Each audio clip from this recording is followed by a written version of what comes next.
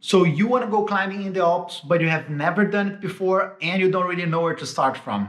Well, that was my case not a long time ago. And in this video, I'm going to give you my firsthand experience of the 3 major things you need to know about your planning and your logistics so you can make a trip to the Alps and not make the same mistakes that I've done in my first time in there.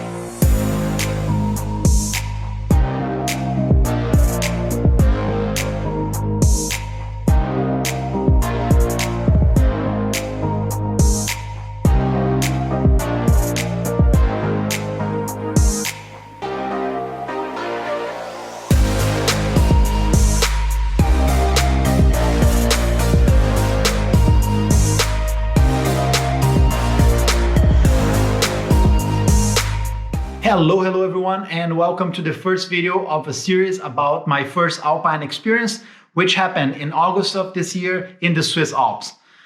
In this series of videos, I'm going to talk about logistics and planning, the gear you need, the route across the glacier, the mountain huts, which are very common in the Alps, and my overall experience and how this went. Today, first thing that you need to know, logistics and planning, right? I mean, thinking a little bit ahead before you actually set your feet in the Alps. There are 3 major things that I think are important for you to know so you can avoid one of the major mistakes that I did in my experience. So first, the overall length of your stay in the Alps, and you gotta be very careful about this. You gotta know the route that you're gonna take. I'm gonna go in more details about that in a minute. Second thing, where you're gonna stay, where you're gonna sleep. If your trip is taking more than 1 day, which is very likely to do so if you're going on mountains, especially above 3,000 meters.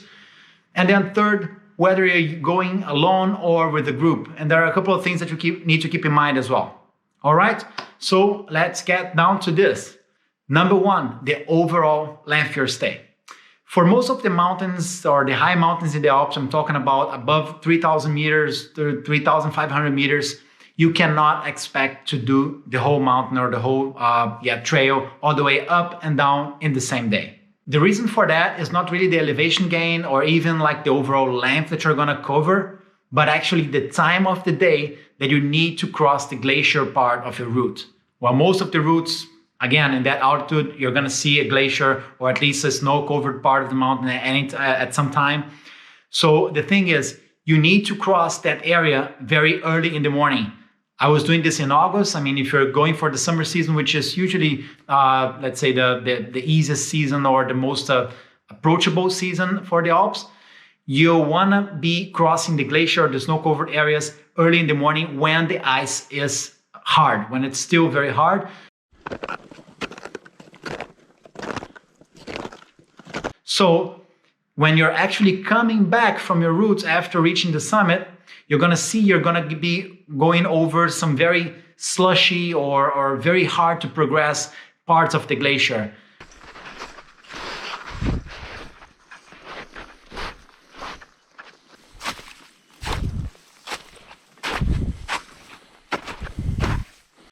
Bottom line is, if you start late in the day, you're going to be coming back when it's completely melted already, and you're gonna have a very hard time to progress in that terrain. So it's kind of dangerous as well. So ideally, you wanna plan your route in a way that you're gonna sleep at some point close enough to the ice-covered part of the trail, so you can really take it or tackle it early in the morning. Early in the morning, I'm meaning like 6 a.m. early.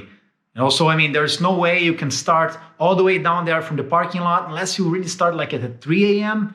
So it's really not feasible to do it all in 1 day. The good news is that there are these mountain huts that are very common in the Alps that are a great option for you to sleep or to spend the night before your summit attempt, very close to, well, again, the ice-covered part. And I'm gonna get in more details about these huts in a later video because they definitely deserve some time to talk about.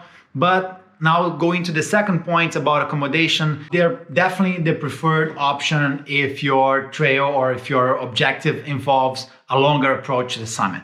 Now you need to book these huts ahead of time. They get pretty full, especially in the summer. It's the season where all people from Europe go to the Alps and they go explore nature. So you gotta be aware to make a reservation in these huts ahead of time. They are gonna offer you different kinds of infrastructure depending on the hut. And this is something that I cannot stress enough. Make sure you read the fine print in their website to know what kind of infrastructure you can expect in the hut. My major mistake is that I overlooked that and I assumed that in my hut there would be running water and electricity, which it didn't have. So it basically was a very rustic setup in the top of a mountain where they basically had solar panels for basic electricity, and they had a system to capture water from rain. And that's basically all they had, like a little trickle of water for you to use or to wash your hands or something, but definitely nothing for you to take a shower. And if you're not taking a shower for a couple of days, you better prepare yourself and bring enough, wet wipes or whatever, and all your hygiene things so you can take care of yourself without a shower for 2 days. I come from Brazil and I'm used to taking 2 showers a day. And I gotta tell you, it was a hard time. I made it with no big issues, but I would be better prepared if I knew that they didn't have running water there. Then finally, the topic about going with a group or going by yourself. And there is no right answer for that. It really depends. If you have never been in, an alpine environment, where you're crossing glacier, gonna face the crevasses and you're not really feeling safe or safe enough to tackle this alone, make sure you go with a group of more experienced people. The biggest advantage of going with a group is that you're gonna be all roped together when you are crossing the glacier. And that really increases your safety because of course, if you slip and fall, you're roped together with a group. They are your belay in this mountain setup. Conventional, not with the extra stuff. Yeah, that's pretty scary. I'm not saying that it is impossible or even that it is crazy dangerous to go by yourself. Most of the trails, they are not, let's say, they don't offer that much exposure for you to cross. But for the first time, I was pretty glad I went with a group. It just gave me some peace of mind that I didn't need to worry about everything just by myself. And it was a good option. So make sure you check your local Facebook group or I actually went with a group from the DFV, the Deutsche Alpenverein, the Alpine Club here in Germany. And there are a bunch of those around in Europe. You can make sure that you find some people that maybe have done that before, just to make sure that not everything is falling on your shoulders to think about in such a new and different experience. Hello everybody. Cheers. So those were the things that I wanted to cover today. In the next video, I'm probably gonna be talking about the gear that you need to tackle such an experience or to go on an alpine mountaineering experience. If you wanna make sure you don't miss that video, make sure you subscribe to the channel, clicking somewhere over here in the screen. And if you enjoyed this content, you're already helping you out somehow, make sure you let me know by clicking the like button here below the video too. I am Bernardo Marandino, and I'll see you here next time. Ciao!